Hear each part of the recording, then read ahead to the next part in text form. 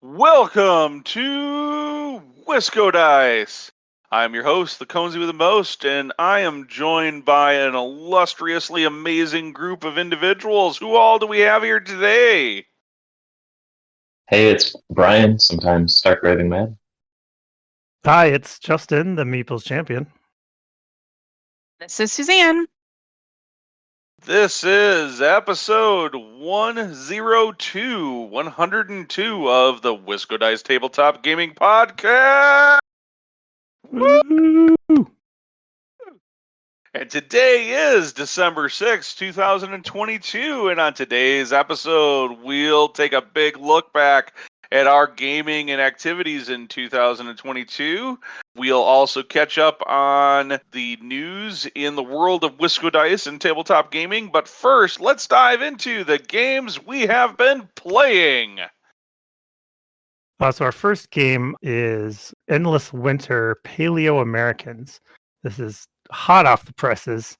A Kickstarter game that just, I think, probably pretty close to wrapped up all their distribution and stuff. And so it's available at retail now, finally. This is a game by the publisher Fantasia Games and the designer Stan Kordonsky, who is the designer of Dice Hospital, Rurik, and Lock Up, a role-player tale. Playtime is 60 to 120 minutes for 1 to 4 players. And in Endless Winter, so this is a strategy game set in the Paleolithic time, and each player controls their own tribe. The game itself combines just a bunch of different mechanics that all interact with each other. The primary way you take actions is with worker placement. You've got 2 workers and then a special chief worker who can get some special bonuses when he takes his action. You'll need to use cards from a deck that you have, a deck of your tribesmen, to provide labor to use those actions, as well as the resources that you've gathered during the game to pay for those actions. The deck is built from these tribespeople cards, which basically all have sort of an action specialty where they're really good at, but they can kind of provide labor to any one of the given actions. And then there's culture cards, which are just like special bonus cards that you have the option to play in addition on your turn to just give you all kinds of different bonuses. In order to keep your resources and points coming in, you're going to need to control different areas of land with your tribe's camps, which you'll eventually upgrade to villages. So there's some area control here. There's a set of hex tiles of different landscape that you're going to be competing for with the other players. Bunch of other mechanics that you'll have to check out yourself if you play this game. This game hits a lot of sweet spots for me. I like the way the game plays a lot. There's a bunch of different areas you can focus on each turn. You don't need to pursue the same strategy every time. There seems like there's definitely different paths to victory. I like the art a lot. I think it's the Miko, right, who does the art for this. I like the Paleolithic theme. I think the theme really comes through in the gameplay. You're building your camps, you're hunting animals to get meat or whatever, building these stone monoliths. So really, it works the theme in well. I've had a chance to play this with both Suzanne and Ben, but in separate occasions. Do you guys have any thoughts on this one? I'll say I really enjoyed this game a lot more than I was expecting to. When I backed the Kickstarter, it was because to me, it sounded like a game Ben would really enjoy. And so I'm like, oh, well, we'll get it then. I liked the artwork and just, some of the other variety of ways you can score points in it was really appealing to me, and it still is. So, I mean, I've only played it like 1.5 times, and I want to play it now with all the expansions in it and just kind of dig into it and try different strategies to see, hey, if I focus on this more, if I focus on this more, how is it going to affect my game? So I'm really enjoy this game, and I'm looking forward to playing it again. Yeah, this was a really good game. I had a great time with the one play. What was it, 3 players, or we have full 4? Yeah, we 3 played player. 3. 3 players. So it played really well at 3, which is not its max player count, which is nice to see that kind of player count balance, and it still plays very well across all player counts. I think, although still to be seen. The thing that I thought was really clever and well done is how it unifies multiple game mechanics, much like another big, very popular game that came out the previous year in the form of Lost Ruins of Arnok, which married, a little worker placement, some deck building, and some resource management. Well, this marries, worker placement and deck building and area majority and a number of other little mechanics that all of a sudden it could be a really hot mess, but it's all feels like it's balanced pretty well, and that gives you some really interesting choices throughout the course of the game. I really like it. I'm like Suzanne, and I'm sure you, Justin. I'm excited to get this back to the table again. In fact, this very well might get to the table for our next game night that we host here at the Old Cone household. What's our next game we're talking about? So the next game is Ultimate Railroads, which is a reprint of the very popular and very hard to get Russian Railroads, which is published by Z-Man Games here in the U.S. And Hans im Glück is the actual publisher that created both titles originally. So Ultimate Railroads depends on the variant that you're playing, but typically you can expect a gameplay to go from anywhere from 90 to 120 minutes. Plays 1 to 4 players. Most all of us have played it other than Brian. And Brian, I think this is a game you would actually really enjoy. It's a pretty straightforward, as far as what you do on your turn, it's a pretty straightforward worker placement game, but it's a bit of a point salad. And that point salad grows very slowly, like a locomotive slowly gaining momentum as it goes down the railroad tracks, and that's exactly as this game goes. So based on player counts, this is a 6 or a 7 round game. That's part of how it scales. The length of the number of turns is part of how it scales between player counts. And during the turn, you're gonna build tracks on one of 3 different tracks. You're going to build out you could potentially build out a factory. You can do a number of things, acquire additional locomotives, all these crazy things that you can do, and all of it, just like I said, it achieves a scoring engine that you start to unlock more and more points, and it's almost, by the time you're into that 3rd and the 4th turn, you're like, oh hey, I'm scoring like 20 points a turn. Wow, that's amazing. And then you hit that 5th or 6th turn, or maybe even that 7th turn, and you're like, I gotta whip out the calculator to figure out how many points I just scored. And it's really easy to mess up your scoring, because there's so many different ways to get points by the time you start getting into those later rounds. But that said, it is one of my particular favorite games. I love having the copy of Ultimate Railroads now, which, like I said, it's a reprint, but it's also a reprint with a number of expansions that were incredibly hard to get, particularly for us here in the U.S. So it includes the German railroads, the American railroads, and a brand new expansion, Asia Railroads, that all use the Russian railroads mechanics.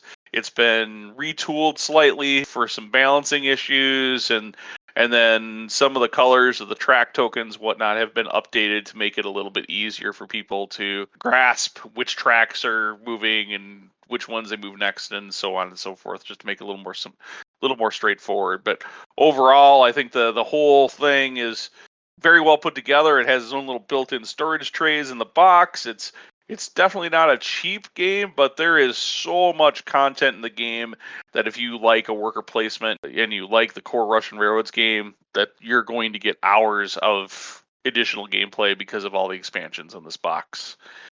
I know Suzanne, Justin, you guys have also played this game and played, well, I don't think, Suzanne, you've played our copy of Ultimate Railroads yet, but you've played Russian Railroads before. Justin, I know you've played with this new copy, and you've actually, I think, got Asia Railroads to the table as well. What do you think of this reprint of Russian Railroads? I really enjoyed my time with it. I think I played the original one a couple times, and then this one now once. We played the Asian Railroads expansion, and that one has maybe the biggest change, where in Russian Railroads there is a track at the bottom of your player board where you build these factories, which is something you can do instead of building trains, to kind of slowly build up an amount of points that get you some special bonuses. But in Asian Railroads, essentially there is a shared factory track that has its own board, and everybody kind of progresses along this path through these different factories together. And again, there's bonuses you can pick up. You can sort of invest in future factories, which can kind of pick you up like bonus actions a little bit. It's really neat. I really liked the expansion. Totally worth playing. Yeah. Say I'm looking forward to playing the expansions with Ultimate Railroads. I've played Russian Railroads, the base game, many times, many different player counts, and also on BGA. I do enjoy the game. One of the things I don't enjoy about it so much is that as Ben was explaining, the points they kind of are like have this snowball effect, right? So they start out small and then you get more and more. Well, it can get very discouraging if you're not keeping up with everyone else's increase in points the same. Yeah. So for me, I have learned to just try a new strategy every game and pick this is how I'm going to play and not worry so much if I'm going to win or not. If I win, it's an added bonus for me. But I still enjoy playing the game that way. And one thing that I thought was really nice when we were unpacking this is that it comes with its organizer. It's not, the most sturdy organizer. I do need to probably glue it a little bit, but it's got this really nice organizer to keep things set up. That's one of the things I'm liking more and more with some of the new games we've been getting is that they are coming in such a way that you can pack them into the box efficiently and without a ton of plastic bags that you have to then dump out and sort out and everything. So a silly thing to really like about the game. But right now, until I've played all the expansions, that's my favorite thing about this game. You do comment on something that the last two times that Ultimate Railroads has gotten to the table, and in both instances, it wasn't necessarily the game. I didn't ask for it to get to the table, and I think other people were excited to get it to the table because, oh, hey, look, I got this thing. I want to play it. And then we played base Russian Railroads, and I've played base Russian Railroads, 40, 50 times now because it's implemented on Board Game Arena, and I have a tendency to keep playing games that I really like over and over and over and over a pretty significant amount of times on Board Game Arena. And so I've got kind of a couple of strategies that I use that are pretty productive, and because I've seen the game and kind of have that, I feel like I was a little bit of a runaway winner in both plays. But and I feel like that was a little discouraging to some of the people around it. It's one of the reasons I don't necessarily like getting Terra Mystica out to the table anymore, because while it's my favorite game, it's one of those games that it definitely, this one in particular, rewards experience with the game, and particularly if you understand how to really work the Russian Railroads tracks and mechanics, you can really wrap your game engine scoring to get to that, right around that 400 point threshold, which is almost going to guarantee you a win. Now, that said, I don't have experience playing really any of those other boards. So yes, I have Russian Railroads play knowledge, but the other boards like the German or German and Asia and American railroads, like those are going to be fun to explore and learn and dive into, and I'm looking forward to getting those to the table. And I don't think you have to know the base game Russian Railroads to appreciate German railroads or American railroads. I think you can get those to the table, and those could be somebody's first play. Look for that game to come back to the tabletop here at the Cone Home sometime soon too, I think, on one of our game nights, because I really want to get it played some more, especially with those expansions. If you're interested in any of these games that we've talked about, head over to wiscodice.com for links to the games, as well as some pictures and whatnot. We're happy to put those up and make sure that you can find out more about these games, because they're all awesome, and we think you should have an opportunity to play them. But next, let's talk a little bit about the news. So the news is going to be a new segment that we do on some of our episodes. And it's going to be something where we talk about things that we've had going on and it's the show, some announcements, events we're participating in, conventions we're going to be at, that kind of thing. But also, I think in future news episodes, we're going to talk about some crowdfunding. We're going to talk about various other things that are going on in the gaming industry that we see going on. So hopefully this is something to help you keep informed about what's going on in tabletop gaming. It definitely helps keep us informed and lets you know about all sorts of things that you can do to try to interact with us. First on the list, Justin, if you want to tell us about that a little bit. Yes, so our next board game night at Misty Mountain Games is going to be December 30th, and then again on January 27th. So that's Wisco Dice board game night at Misty Mountain Games. Starts at 6 o'clock. 6 o'clock. Yep, 6 till 9 or, a little past that. I think they kind of go till they're done. I've had a great time the past couple times, and we hope to see some new faces. Love to see you guys there. Yeah, no, it's been a great time since we started this back in October, so keep doing it. So next up, I'll be hosting a Batman miniature game tournament at Noble Knight Games on February 18th.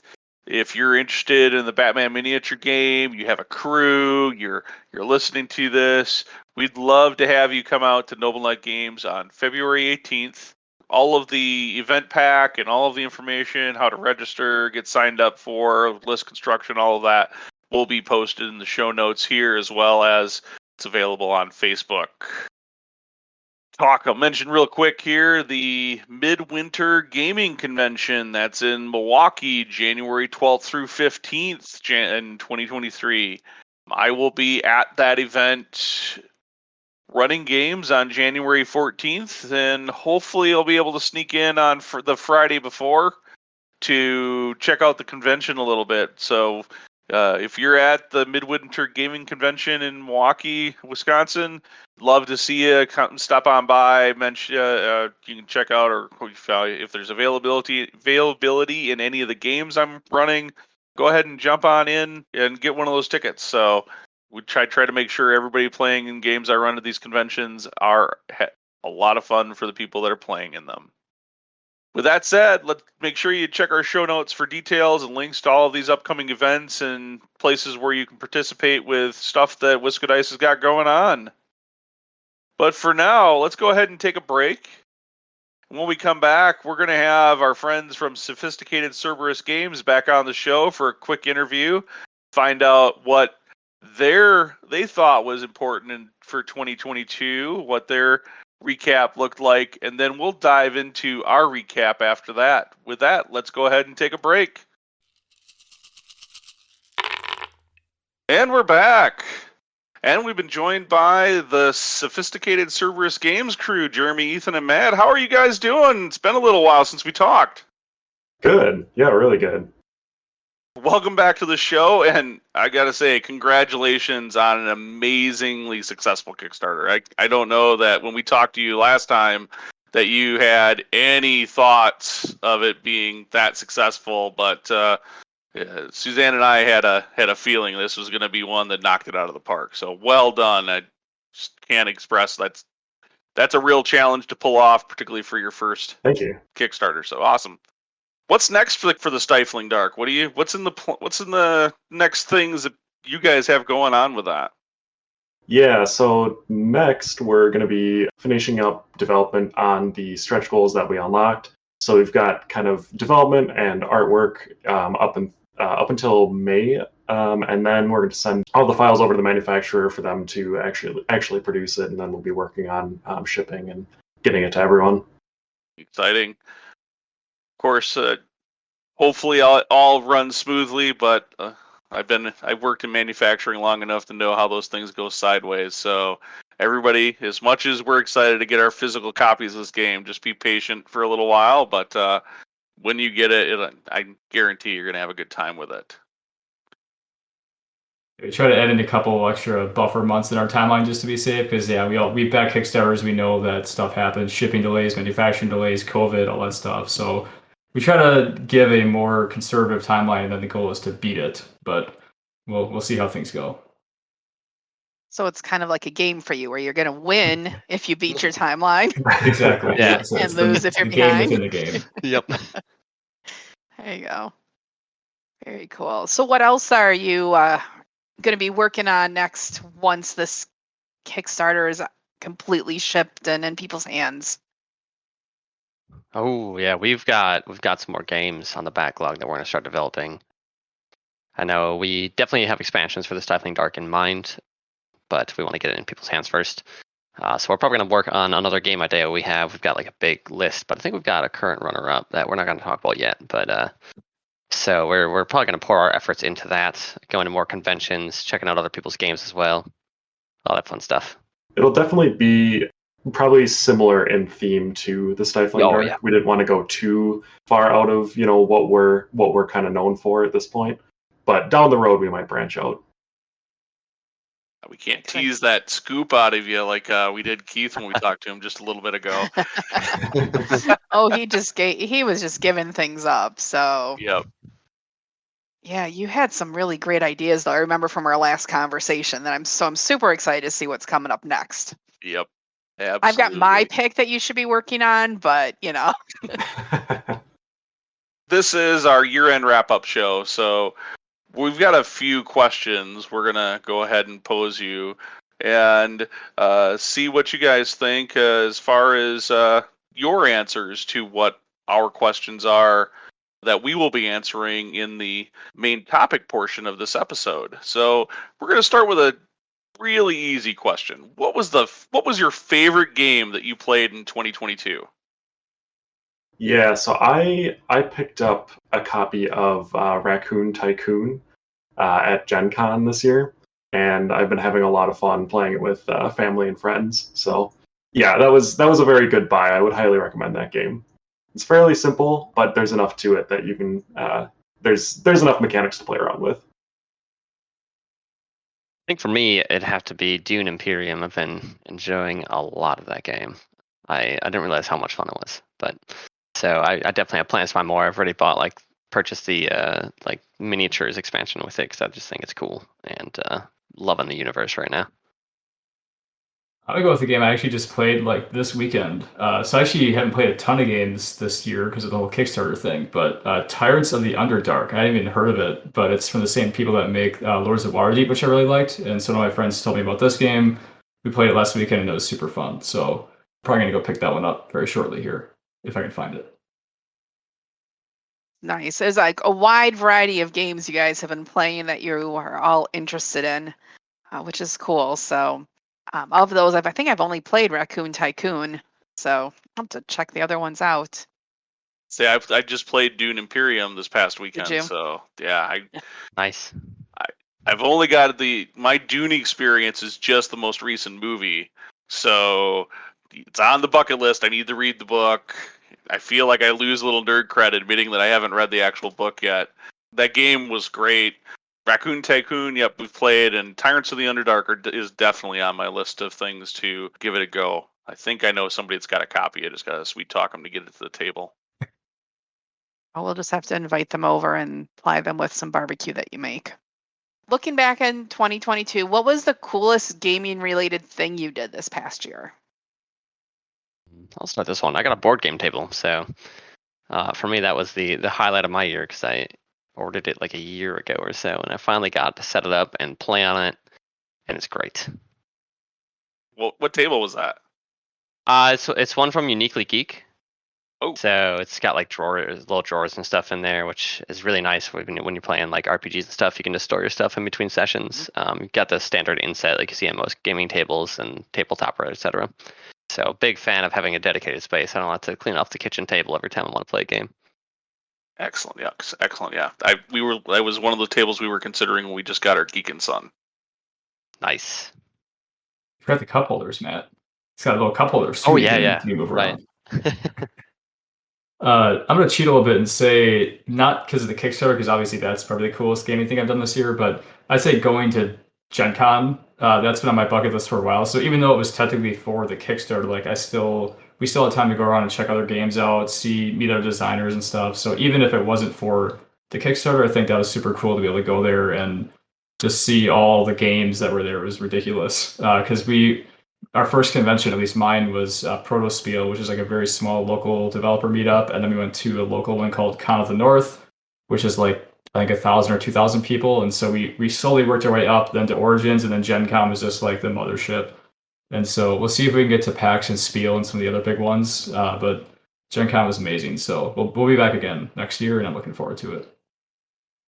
Yeah, I was going to say pretty much a very similar thing. I had never really been to a convention before. I think probably like a lot of people, I played a lot of games like with friends back in college. We, procrastinated a lot. Yeah, this is the first time that I ever really was around so many different people and so many gamers. It was really crazy. And yeah, especially meeting a lot of the people that we've seen in the community and we've like heard about, but actually getting to like meet them, it was just a wild experience. No, the conventions are definitely a big thing, and yeah, if you haven't had an opportunity to go to Gen Con in particular, I don't know if I'd recommend that to be anyone's first convention, but it is definitely something that if you're in tabletop gaming of any level, you definitely should go to and experience and enjoy, and don't overbook yourself, because that's very easy to do, and then you'll regret it later. So, Yeah. how would you sum up your 2022 in gaming? Really, how would you sum up this past year? Say it was a very much a learning year, just because we learned so much about Kickstarter, the industry, development, that sort of stuff. In terms of like playing games, it was probably the least amount of games I played in a while, just because we were so tied up with all the Kickstarter stuff. But I think overall, I'd say it was just very much a learning year, and kind of like establishing ourselves as a company. So I think years going forward, we'll continue kind of growing that base. And like Matt mentioned, we're going to tease. We're not going to tease, or I guess we are because we're not telling you what it is. But like to start once. Now, first off, we have to finish the Stifling Dark. That's our number one priority. But then once that's sent to the manufacturer, if we've got our fulfillment plans lined up, then it's kind of like, okay, what's next? How do we start working on the next big thing for Sophisticated Cerberus? So looking forward to 2023. Ethan, you're up. Oh, sure. Yeah, I was just going to say it's, busy, very busy, but in a good way. And yeah, mostly filled with, playing with people online and stuff, which is another fairly new experience for me. I hadn't really played a lot of board games online, but a lot of that. And and I was glad that I was able to get a couple, pick up a couple games at conventions that I might not have otherwise seen or noticed. So that was cool too. Yeah, I'd have to agree in terms for just gaming in general this year. It's been a very busy year. Lots of different experiences. Going to 2 cons in a year, or 2 big cons, I should say. We've gone to more than that this year, but so just it's been great being surrounded by games. I've also played a lot. I always find a way to play more. Stay up till midnight on weeknights. Make bad choices, but it's been good. So yeah, I would say that's the wrap of the year for me for games. Well, you guys have had a very busy 2022, it sounds like, but you guys all seem very happy and positive about that. So what was the biggest surprise you experienced in 2022 related to gaming? I think I would say just we interacted a lot more with the community this year than we have in the past, and especially for me personally too. And I would say it was really refreshing to see how kind and welcoming the community is, especially to like new designers like us. Everyone, we really had a lot of really helpful comments and really kind words from people. And so I would say probably that was probably the biggest thing for me. This is a tough one, Jeremy. If you've got one ready, I'm still like debating 3 options. I'm sitting here thinking that I'm glad I'm last. Okay, never mind. This one's tough, but I think for me, aside from like the Kickstarter and how well we did there, being a pleasant surprise, but like less related to that, just the people you meet at conventions. Like you'll just meet designers and people that have been in this industry for a long time, and they'll just talk to you. You won't even realize it's them at first sometimes, if like you aren't used to seeing their face, but just their name, and you're like, holy cow, this is cool. So I guess that's probably mine. Man, I still haven't. You didn't stall long enough, Matt. I Let think. me, Yeah, what else? Can you get some props or something? Yeah, biggest surprise. I'm trying to think. Like, I'm trying to not give another like Kickstarter related answer to switch it up a little bit. I think maybe more so like industry related, like some of the things that have happened when it comes to like Kickstarter games, and like you've got BackerKit launching crowdfunding now. You've got there's been some drama with like people funding and then not like canceling the campaign if they fund it. It's like I would say, was that one of yours, Matt? you just brought up a good point I forgot about. Yeah. Yeah. So I think more so like just industry when it comes to Kickstarter and crowdfunding. I think there's been a lot of surprises and developments there to the point where now there's like the which just came out like right around the time we were launching, so we didn't have time to like adopt this, but there was like a publisher pledge, I think it was called, or something that some publishers are doing now where it's like we're only going to use our money for the campaign until it's delivered. We're not going to like cancel if we fund. Like there's a list of promises they're making, and I think that's been a good like show of faith to the community. Like, hey, we realize that things are happening, people are starting to lose faith in some stuff, and so that publisher promise I think is really interesting that companies are doing that. So not specifically for us, but just in general, there's been a lot of developments, which I guess crowdfunding is never a slow thing. But I'd say that was kind of my biggest gaming surprise this year. Yeah, that's a big topic. I've been fortunate. I think Suzanne and I have both been fortunate enough to have all of our projects, I think, are all on track for successful delivery that we've backed. We've never backed a project and not gotten delivery. So You just jinxed us now, though. It You won't realize be that. ours, don't worry. Yeah. probably, but I think it goes a lot for the community to hear that as well. Is that you hear a lot of noise about this project or two or whatever that fails and doesn't deliver or somewhere along the time after they've collected your money. For every one of those, there's probably 100 games or 200 games or something that, or even more, hundreds of projects on Kickstarter and other crowdfunding platforms that are successful, that people get their product. Sometimes it's late, sometimes there's a little drama. Especially the last 2 or 3 years, there's been a lot of drama because COVID and a global pandemic has made things go sideways. But just be, the best thing we can say is be patient with these publishers. They're all way smaller companies than you ever could conceive of, and the more we talk to publishers, the more we realize it as well. I'd say this trio we're talking to right now, this is one of the biggest publishing companies we've talked to, and that includes companies like Thunderworks Games, who everybody, at least if we're in, most people have heard of cartographers or role players if they're in this industry for a while, and so but there are a number of other companies that are very large publishers that are still one-person shops, really, so, or maybe 2 or 3 people shops. Yeah, a lot of them are gamers too, right? Like that's where we all started, is we were gamers, and so we love playing games. We played games all of our lives, and so it's really close to home for a lot of folks. And so nobody's, I hope not, at least intentionally trying to like delay their Kickstarter, whatever. They're doing the best they can. And like you mentioned, the pandemic was huge. Like who could have foreseen that shipping costs were going to quadruple or 5 or 6x times what they were supposed to be? So lots of interesting dynamics over the past couple of years, and so hopefully now things are going back to normal a little bit.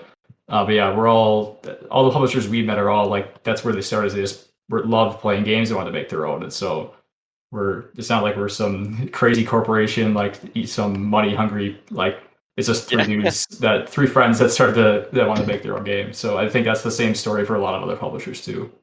Yeah. I guess it's like almost a silver lining too to like the people staying indoors more due to COVID and whatnot, is people are like, well, I don't want to sit and watch TV all day. So what else can we do? And we kind of have this board game renaissance happening of just so many new innovative ideas, which is really great to see people getting away from the TV, but also just so many fun ideas coming out of small publishers is just so great, because there's a lot of good ideas out there, and it's dangerous for my wallet on Kickstarter. And the funding to get those projects off the ground is much easier to attain. I've got to imagine if you go back to pre-Kickstarter days when you actually had to wrangle the funding either out of your own personal bank account or go pay. How do you explain the Stifling Dark to a bank to get funding to go get it manufactured? And I can just imagine that conversation with some banker. Mhm. But anyways, what are you guys looking forward to in 2023? What's on the roadmap? What's coming? Whether it's something you guys are working on, I don't want to pry too much because I know there's secrets you can't tell us about. But is there maybe a game that somebody else is publishing that you're excited for, or what is it? What are you guys excited for in 2023? Well, I know I'm excited to get my copy of Distilled from Dave, since that's going on the boat soon. So I'm looking forward to have many a nights playing that. I really like games that are about making beer or other spirits. So I'm very pumped with that one myself. You only have like 6 of those games at least right now, I think. And you stole mine, by the way. I figured you're going to take that one. Wait, which one? Distilled. Oh, like your idea. I see. Yeah. that was me, my thing. So I'll second Distilled because Dave is awesome. But I think there's some other ones too I backed. So I've got Hamlet on the way and Earth are 2 that I'm really excited for. So I talked to Matt into getting Hamlet.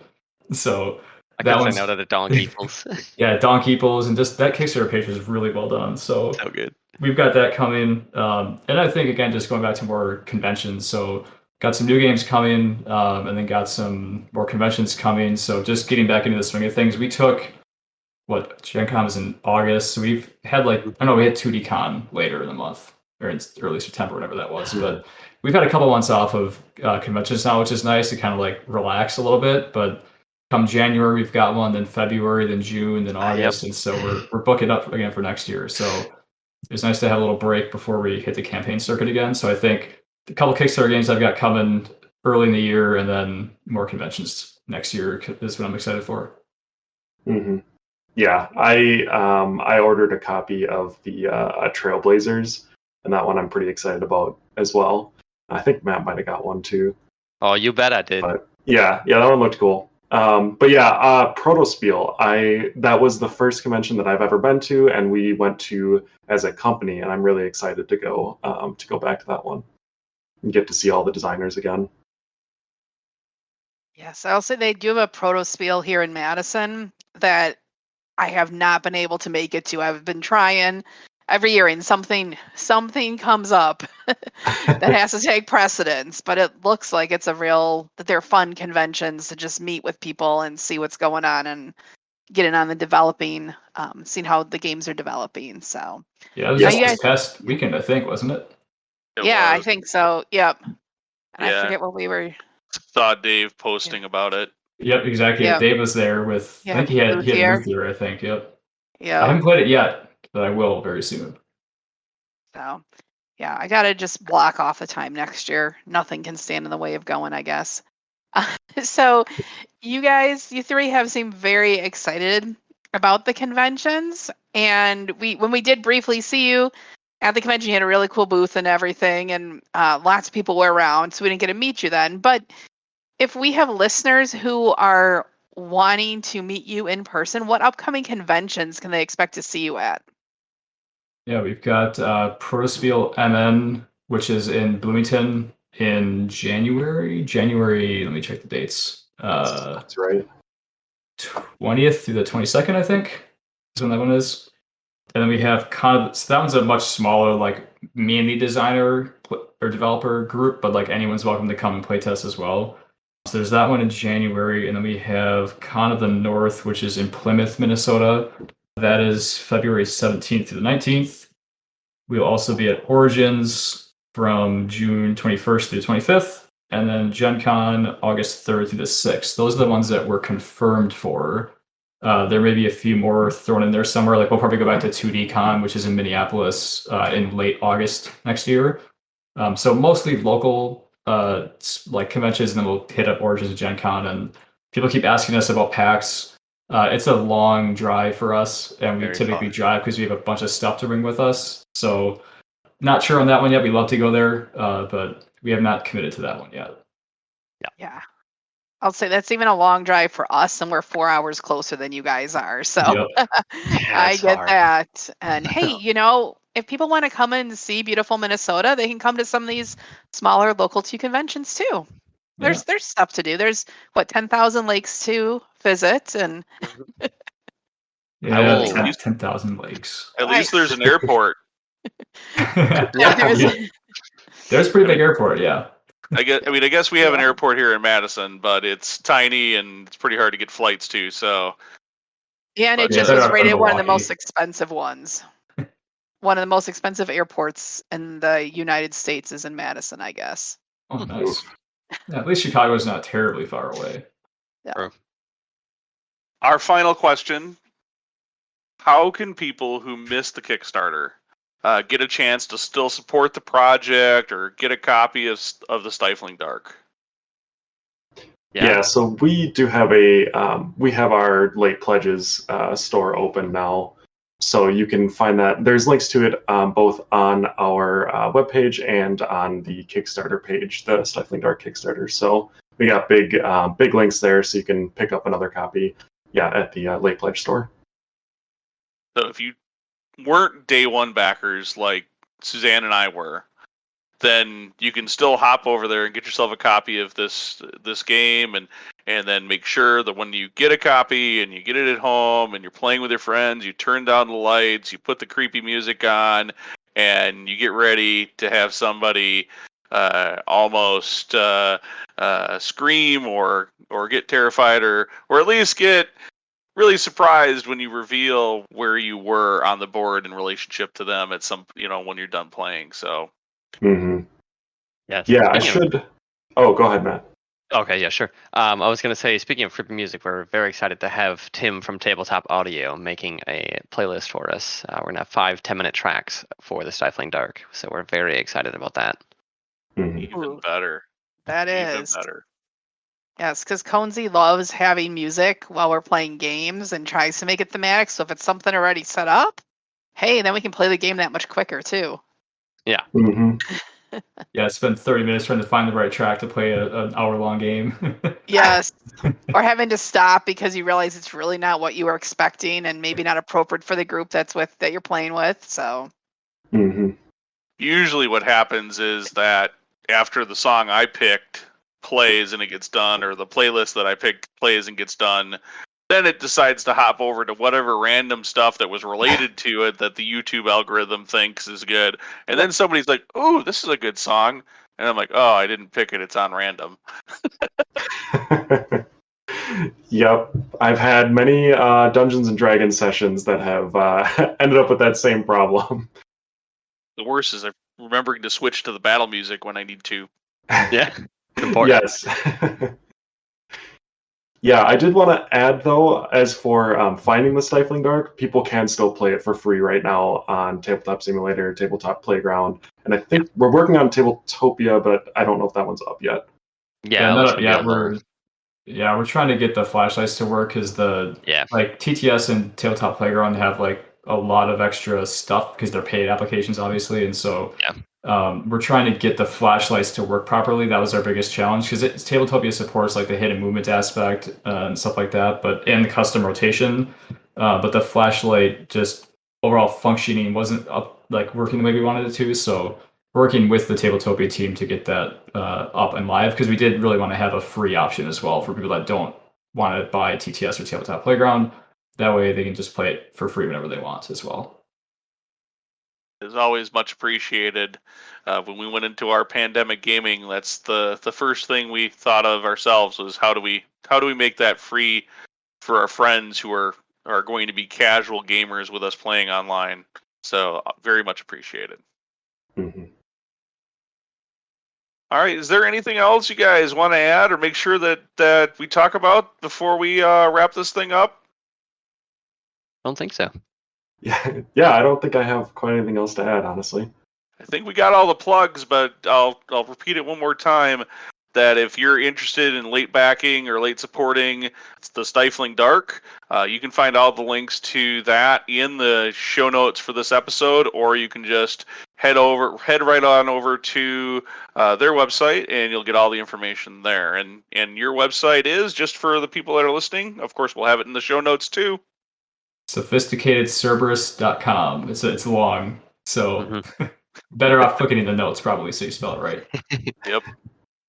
And you can get that at wiscodice.com. So with that, thank you guys so much for joining us again today. It's as always a pleasure. We look forward to catching up with you again sometime soon. Hopefully we'll be able to scoop some new news when we get there and find out what else you have cooking as far as new games down the pipe. So like I said, it's always a pleasure, and thank you guys so much for doing everything you did, getting that great and amazing Kickstarter out there, and we look forward to actually getting a copy in our hands and getting a chance to play. Thank you. Absolutely. Yeah, thank you guys so much. Yep, it's good talking to you again.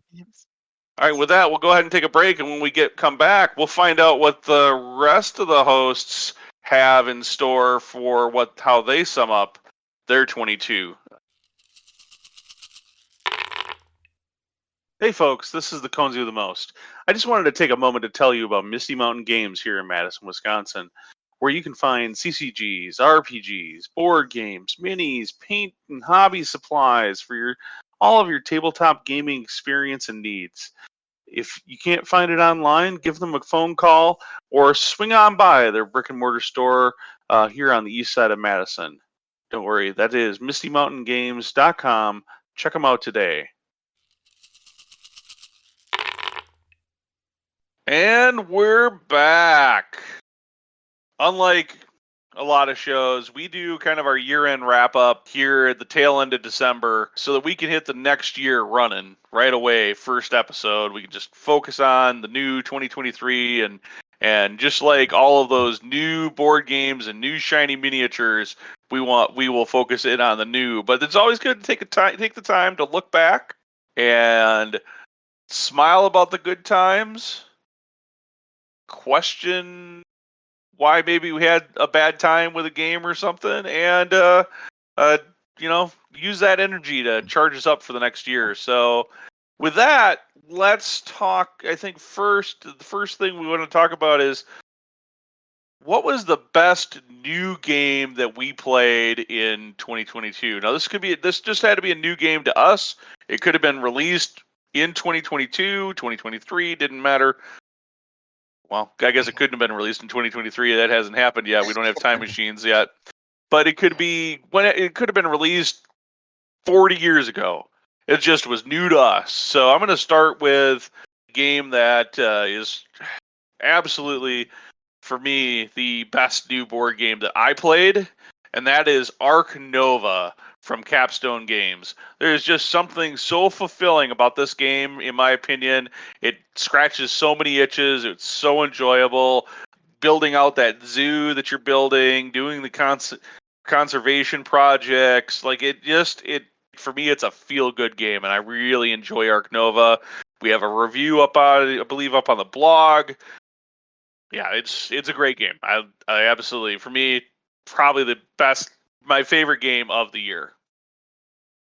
Ark Nova was a great game, but it was probably in my top 10. My favorite game was Planet Unknown by Adam's Apple Games. So this is one that I had been following closely through their whole Kickstarter campaign, reading everything about it, which I normally don't do with Kickstarter campaigns, but I was very into this game. They had some free trials of it on Silverantini. I was playing all that, got into the solo mode on this game, which I do need to play in person. I don't know, this game for me just it's a lot of the things I enjoy when I'm playing with a group of people. It's, there's simultaneous play with it. It's got a cool little Lazy Susan. You can kind of puzzle things out on your own map, but what other people are doing do have a little bit of impact on you. Was just, there's asymmetrical maps with it, so you can change up the difficulty. And if you're playing with someone who's brand new and you've played it a bunch of times, you can take a more difficult map and give them the beginner map, and it kind of evens it out. So I will say Planet Unknown was my favorite game of 2022. I might have a little bit of recency bias here, but my favorite new game I played is Endless Winter. I talked about it at the top. I've gotten 2 plays in now. I'm definitely going to be looking for more. I think it's kind of like Suzanne said, it just hits my sweet spots. One thing I didn't mention that Suzanne kind of brought up about Russian Railroads. I'm a sucker for a good insert in a board game too, and the one in Endless Winter is beautiful. Like it's like the game tray style plastic containers with lids. Everything has its own little slot. It's really well organized, and there's a lot of components to the game. So it's nice to have something that really makes it easy to pull out and get going. Components of the game are excellent. We'll see if it has staying power into the next year, but right now that's the one I'm enjoying the most. I'm just going to put in there that Endless Winter was my number 2. I was trying to decide if it was my favorite game or not, too. It is a lot of fun. Yeah, Ark Nova and Planet Unknown are definitely both, games I thought about too. I mean, those are some of the most fun games I played. I mean, Ark Nova I think is maybe the better game when compared to Endless Winter, but I don't know. There's something I like about Endless Winter a little bit more. So. Endless Winter's a little shorter than Ark Nova. Yeah. Too. So for replayability for me, Planet Unknown is the shortest of the 3. So that one is the easiest one to kind of just get out and play through no matter how much time you have. Not trying to push anyone to, decide that Planet Unknown's better. As far as I'm concerned, these are all 3 are really good games, and I'm really glad I got a chance to play all of them. I would say of the 3, Endless Winter is the game I have played the least with only 1 play, and I just had a hard time trying to say that was my favorite game of the year off of just 1 play. It needs to hit the table more for me before I could make that conclusion. But let's dive into our next topic, which is what was the least favorite game we played? Now, last year I was the only person to try to tackle this particular type of question, so I'm glad that this year I am joined by someone else having an opinion of the worst game that they played. And this by no means makes this game bad. It just wasn't good, a great experience for that particular play. And I'm going to call out Gravwell 2nd Edition from Renegade Game Studios for this one. Suzanne and I had played it earlier in the year just as a 2-player, and it seemed like it had a lot of fun with its push and pull mechanic. But we set it up and played it, I think, as a 5 or maybe even a 6-player game. Or it was a 5-player game, I think, and it was misbalanced. It felt misbalanced. It didn't have the interaction we thought that it was going to have. It felt like it drawed on forever. It lost any luster it had at being what should have been a potentially silly, fun game about people pushing and pulling each other in ridiculous directions, trying to use gravity to get themselves to win the race. But hey, that was my worst experience. Like I said, not a bad game. I think there's a lot of love out there for this game. I definitely will play it again, but it was definitely not it was probably the least favorite play of all of the games I played this year. And by no means was it a play that I was like, I want to abandon this game for my collection. I have to say, I enjoy this game at the 2-player count. It was a lot of silly fun then, but I do understand what Ben's saying with it at the larger player count. The game definitely changed. So, my least favorite game, it's a good game. A lot of people like it, but it's The Crew Quest for Planet 9. I do not care for trick-taking games.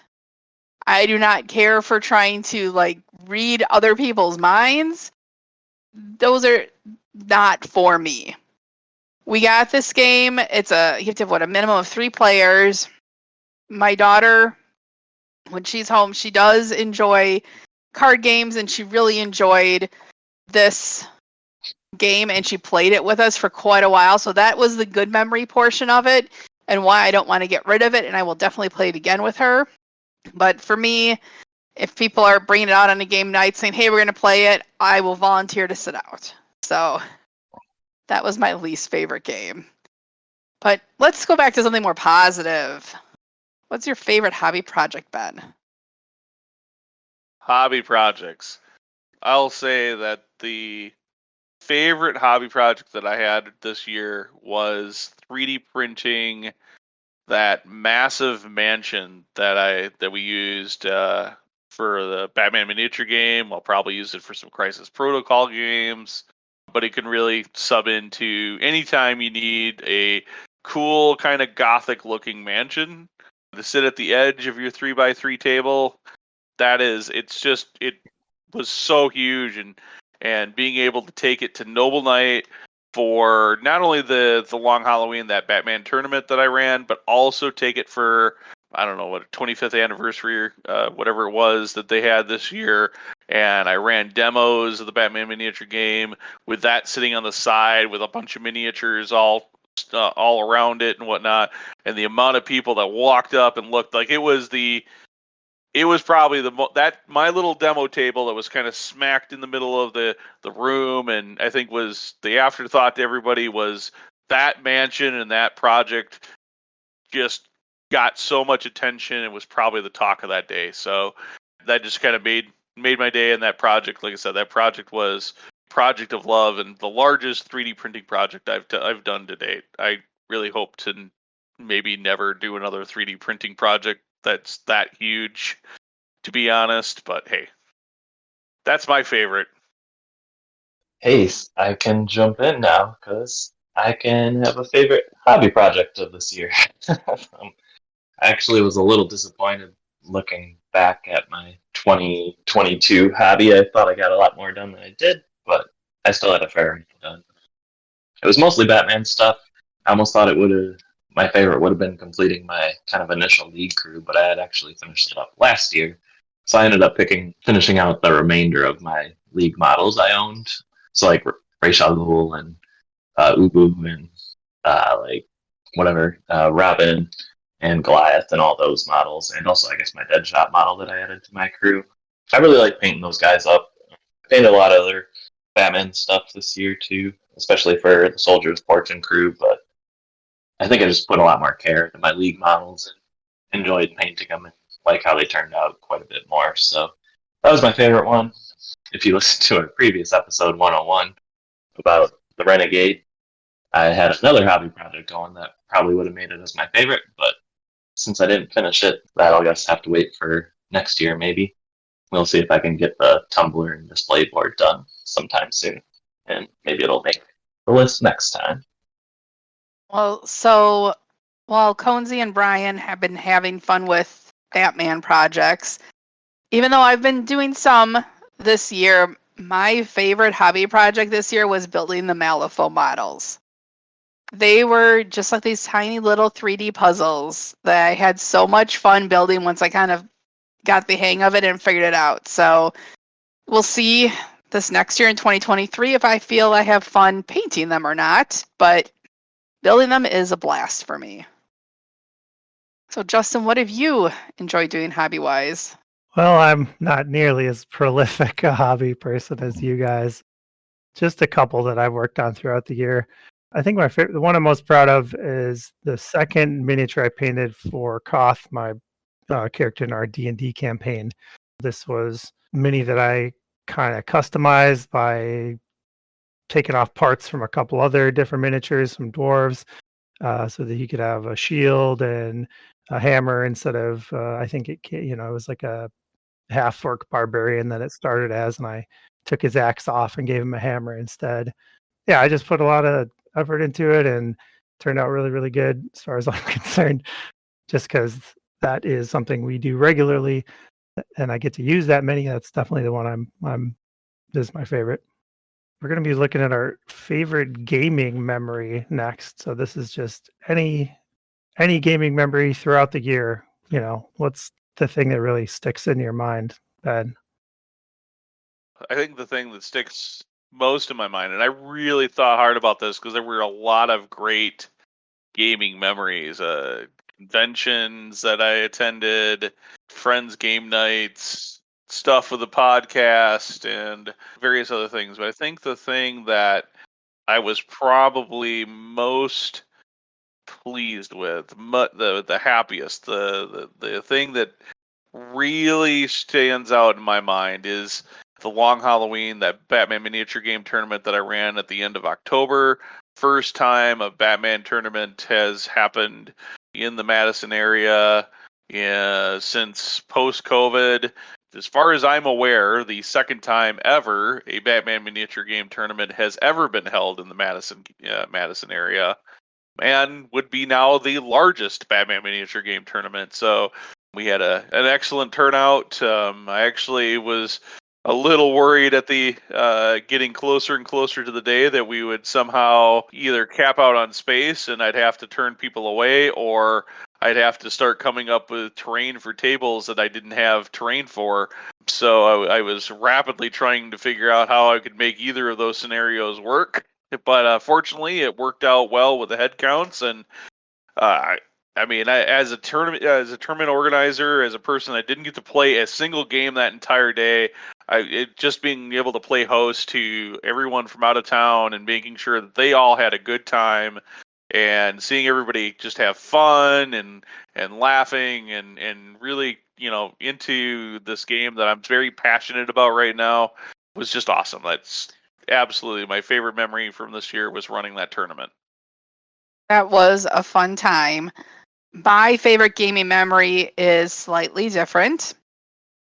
About a year ago, maybe not, I don't remember exactly how long ago it was, but Ben and I gave our nieces the game Dragomino by Blue Orange Games. So it is the kid-friendly version of Kingdomino, which we do enjoy playing.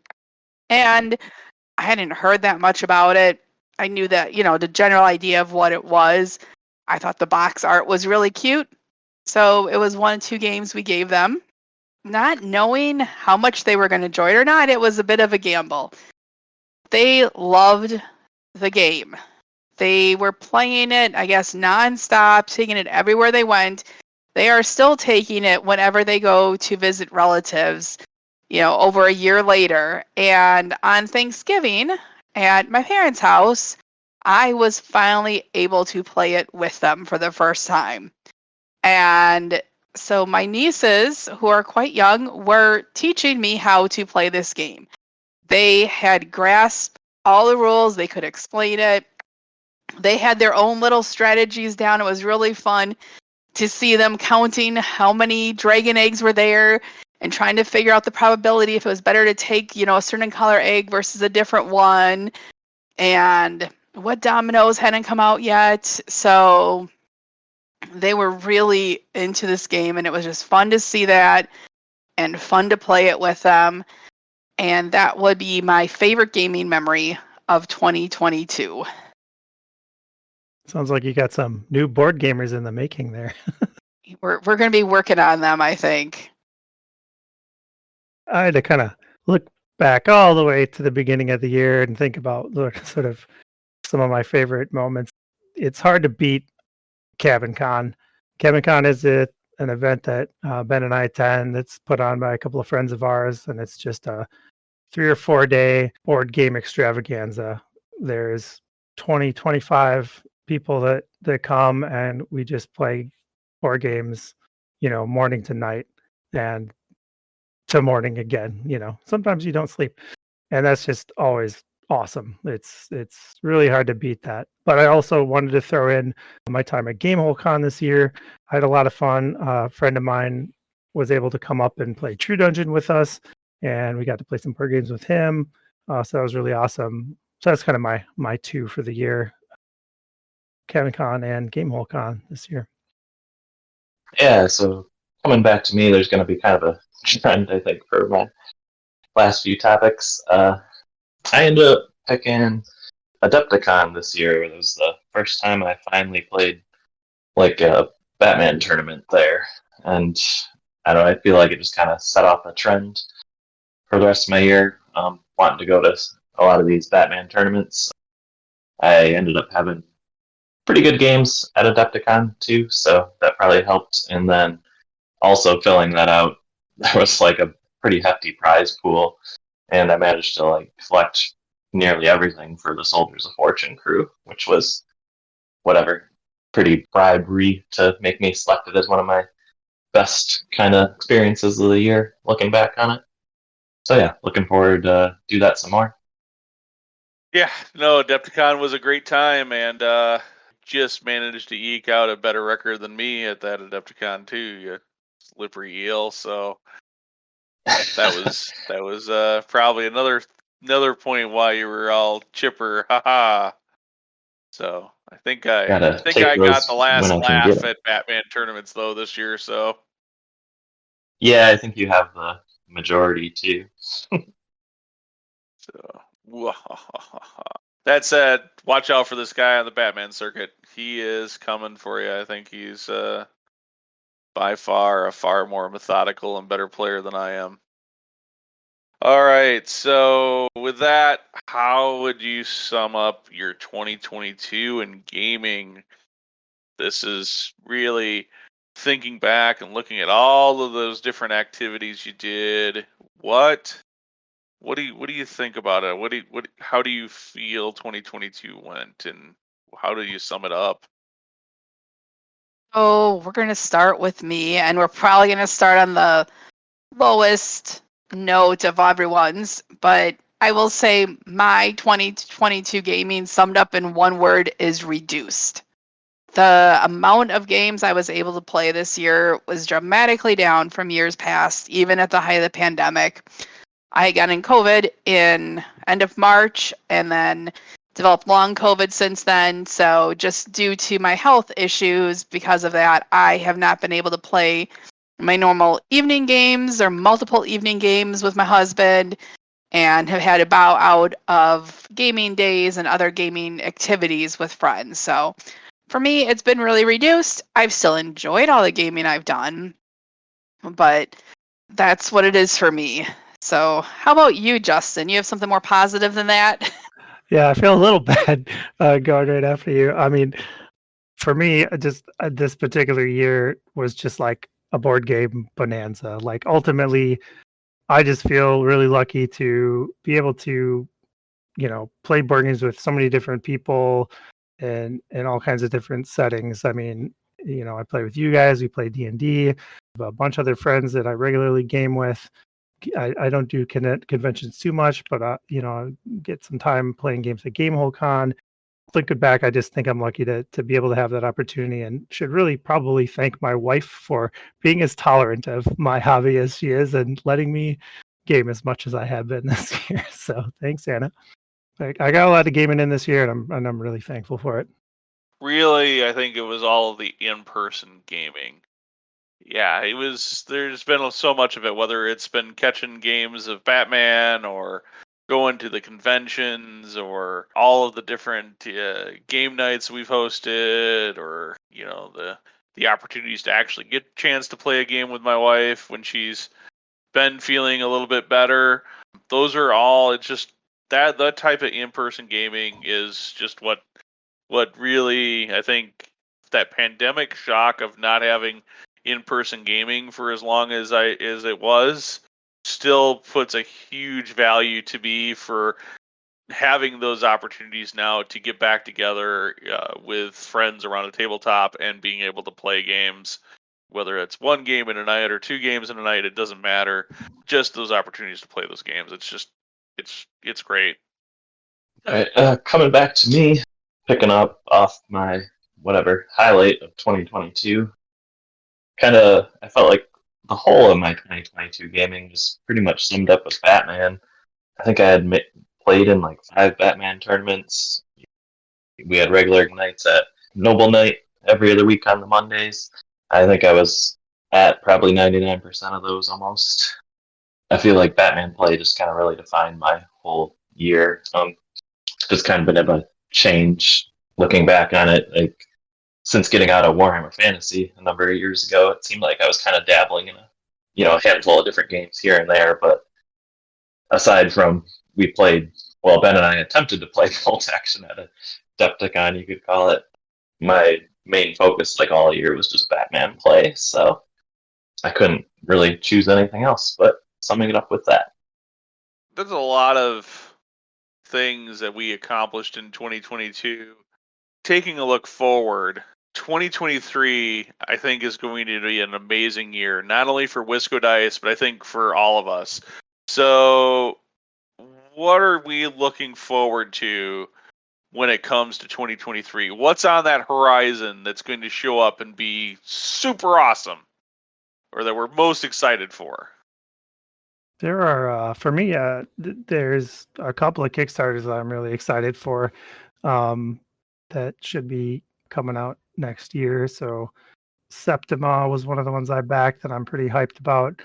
And most recently, a game again from Fantasia Games, the makers of Endless Winter, is a game called Subconscious Mind, which is sort of a game where you are a psychoanalyst analyzing people's dreams. It's a strategy, worker placement. I don't know. There's a lot going on. It just looked really, really cool. So that's what I'm really excited about. It looks really neat. And honestly, just excited to play more games and hang out with you guys and just have an awesome year with more board games and friends. For me, sticking with the Batman trend, like I think kind of, I don't know, maybe if it's a more of a goal than looking forward, it's kind of the same thing. But been playing so much Batman. I'm kind of looking forward to, now that I have, I think I should have the key concepts of the game down. I'm really excited to kind of branch out and kind of explore diversity in all the different crews and kind of play a number of more crews. I had mentioned that I think I had played in like 5 tournaments. I think 3 of those 5 were all with League, and the majority of my year was playing League of Assassins, and then I jumped to Soldiers of Fortune for just a little bit. But I've kind of found just getting over familiar with the crew really quickly, which kind of can lead to some frustration for myself, I seem to realize. So it's kind of fun to change it up a bit. So I'm kind of looking forward to the excitement of trying out a number of different crews as we go through the next year. Yeah, and kind of riding on that, I'll say that I'm most looking forward to growing the Batman miniature game community here in Madison, Wisconsin, and having more events of different variety, not just tournaments, but or demo events, but doing things like leagues and other narrative events and other types of events that I just couldn't do as an organizer previously, just because when it's just 2 or 3 people that are making game nights, it's just not enough to really have a lot of flexibility or be able to put that extra flair on the games. So hopefully this year is going to be full of some more exciting events that'll get people excited about the game in new ways, instead of just how many points can I score out of my deck, or playing against the same person that plays roughly the same crew for the umpteenth billionth time. So I'm hoping to see a lot of that come to the table and and people get to be more excited about the game that way, and to continue to grow the community. So that we can continue to do and have those kind of things going on. Yeah, I can jump back in and double up on that, and especially really acknowledge your efforts, Ben, in like growing the community here. It's been like super awesome, just how it's kind of blown up at the end of this year, and I can see it getting a lot, just keeping going all through the next year, and it's going to be pretty awesome. And that's definitely what I'm looking forward to, just having the more players and more events and everything here locally. So thanks a lot for that. So I am with all of you guys. I want to play more games next year. I'm hoping to do that. I'm hoping to expand my knowledge and skills with the Batman Miniatures game, which, that's hopefully if I play even 2 more games than I did this year, that'll happen.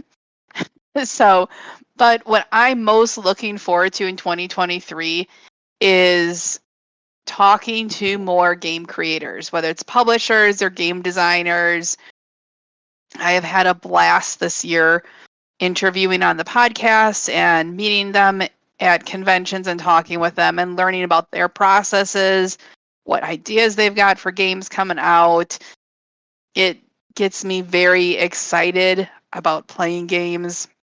It gets me very excited about looking for new games and trying to follow the journeys of ones that, we've talked to someone and seen how it's developed. Like earlier in this episode, we talked with the creators of Stifling Dark, and we've seen that game go from pretty bare bones now to something that looks really cool, and I can't wait to play it. So that's what I'm really looking forward to in 2023, is continuing that trend for me. Now, let's go back a little bit. And Ben, what was your biggest surprise in 2022? And it's got to be gaming wise, not the rest of your life. We don't care about for this podcast. We just care about the gaming. That's probably a good thing, because I think my life is gaming. Yeah. Yeah, I guess it is. So my biggest surprise was, and I don't think this is a surprise to probably anybody who's listened to me talk about this particular game previously, but that's going to be Ark Nova. And there's a little story about it, because I knew Ark Nova was on a lot of people's radar, and it was a very popular game, and a lot of people were talking it up as it was starting to hit the market, and more people were getting copies. BK, the owner of Misty Mountain Games, reached out to me and was like, "Hey, I got the last copy of Ark Nova here. Have no idea when we're going to get a reprint. If you want it, I'll hold it for you until you can get here to pick it up." And I was like, do I really want this game? Sure, I'll come get it from you, BK. And Is that really how it went down? Yep. Okay. I really was. I wasn't gonna buy this game. I was gonna be like, yeah, I'm sure think somebody I else will get it. Go get it, go get it, go get it. So, anyways, I went and got it. We went and got it, and we brought it home. We played it, and I was absolutely floored at how good the game was. And I don't know. I don't think I've played it a dozen times yet this year, but it was definitely one of those games that kept seeming to get to the table, and it was one of those games that after I played it, I immediately wanted to play it again, and I immediately wanted to play it again, and it was a game that there's very few games that do this for me, that when I play it, I want to play it back to back, and I'll play it back to back even on the same day. And I still feel that way about this game, so huge surprise for me. Game that really was not on my radar at all, even though it probably should have been. Yeah, absolutely, Ark Nova. That was my biggest surprise for the year. I'd like to say my biggest surprise was that Ben was not that interested in Ark Nova until we got it. Because that was a surprise for me. But my biggest surprise was just seeing the number of Kickstarters I had backed probably since like 2019 that finally came. So all the shipping delays, all the other delays with COVID and whatnot, all these Kickstarters have just been coming in, and it seems almost like every couple weeks I'm getting one. So I didn't feel like I backed that many, but clearly I did. And that was kind of my biggest surprise, is that I had picked and researched all of these Kickstarters. And they're not all in yet. I still have a few that are coming from, I think, 2020 even. So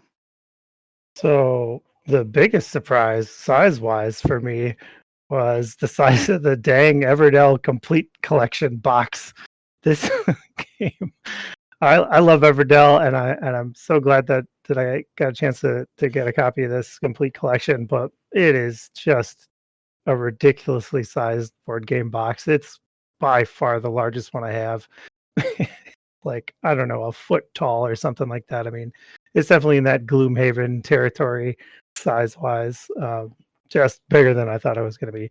But really, I think, there's a game that I got introduced to this year, a game series, and that's the That's Pretty Clever series. It's a roll and write game with pretty simple dice mechanics, and it's just sort of a rolling dice and making these little combos and trying to get, optimize them to get like your highest score. And there's 3 different versions, and they get kind of progressively more complex. But this game that I just really didn't know about, I've heard of it, but had not any interest in or any exposure to. Someone introduced it to me. I fell in love with it. I brought it home. My wife loves it. Like, it just became a family hit for us. My daughter plays it. We can all play together. Yeah, it was just one that just came out of nowhere for me. A cool little roll and write, and there's 3 different versions you can play. Yeah, so it's just a nice little surprise for the year. With that, I think that covers all of our 2022. I will just note a couple of things here. At this point, I've played over 410 games in 2022. I think that's on close to, if not exceeds, my count for last year. So that's awesome. That is a lot of gaming.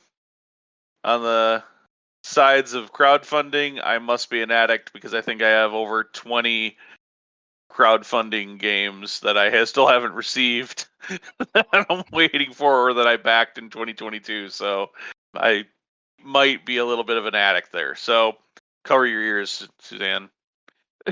I don't think I can say anything with how many I said. I've been too many to count. I've been coming in. So the amazing thing is we haven't backed the same one.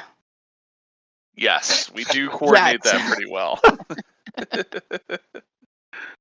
All right. So with that, this has been our year in 2022. Of course, it was great catching up one more time with the Sophisticated Cerberus Games crew, talking about the Stifling Dark. You can go ahead and make sure that if you didn't back it during the original campaign, it's not too late to be a late backer. Just go ahead and go to our show notes and click the link to get you to the appropriate place where you can late back this game and make sure that you get yourself a copy when it ships in about a year or so. Of course, then we touch base with the news and a number of announcements that are going on for the Wisco Dice family. And of course, we caught up on a couple of amazing games that we've been playing lately in Ultimate Railroads and Endless Winter. Thank you so much for listening. Make sure you leave a review of this show wherever your favorite place is to find podcasts. Oh, and by the way, give us a like on our Facebook page. And don't forget to follow us on Twitter, Instagram, or Pinterest while you're at it. If you haven't looked recently, make sure you catch up on the blog at wiscodice.com. Hey, Brian, what's that site? Oh, darn, I forget. Justin, what's our website again? Wiscodice.com. That's right, it's wiscodice.com. And until next time, everyone, peace out.